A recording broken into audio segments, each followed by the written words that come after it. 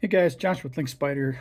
This is a pretty rudimentary video that we'll probably do a little cleaner one, but hopefully we're going to try to get GoPro's attention on some power issues with the Hero 11 Black. We've been doing some testing, getting ready for the upcoming baseball and softball season, trying to make this our recommended camera. We're trying to resolve a couple power issues. Some of the things that were new to the Hero 10 and the Hero 11 is if you don't have a battery, an external power supply that's powerful enough to feed the camera, and they say, I believe it's 10 amps, you cannot run it without an internal battery. Now, the interesting thing here with the GoPro Hero 11 is you, for the most part, have to remove this internal battery, or the camera's going to overheat. It will actually overheat at a lower level than when it doesn't have a battery. When you remove the battery, we've seen this camera handle up to about 150 degrees Fahrenheit. So interestingly enough, so this is a Jackery 160, and this is probably bigger than a battery that we would recommend, but we're really trying to find some patterns here as to what will and will not work, and the Jackery has an output display of what it will provide.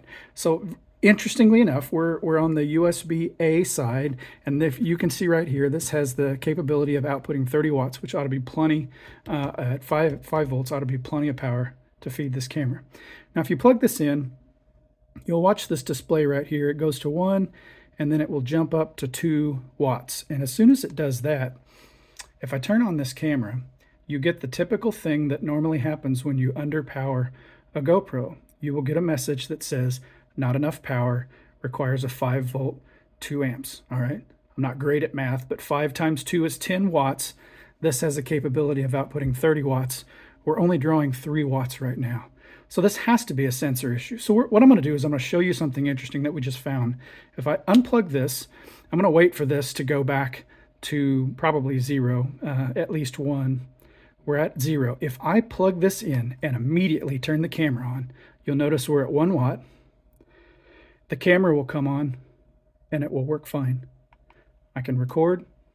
I have no issues at that point. You can see I have no battery. The GoPro knows that there's no internal battery, and that's fine. We actually want that to happen because the firmware, we believe, recognizes that internal battery and has a lower failure point. And so anyhow, this is the stuff that we're going to try to get to GoPro to show that we believe there's an issue with the firmware, and it has to do with the sensing of the software. But we've tested this process over and over again, and if we plug the camera in and let it set, when it starts to draw a bit more power, when it powers up, it will always say that there's not enough power. That should be easily fixed. Anyhow, hope this helps somebody, helps you figure out how to get through a game using a GoPro Hero 11. We'll be back for more. Thanks.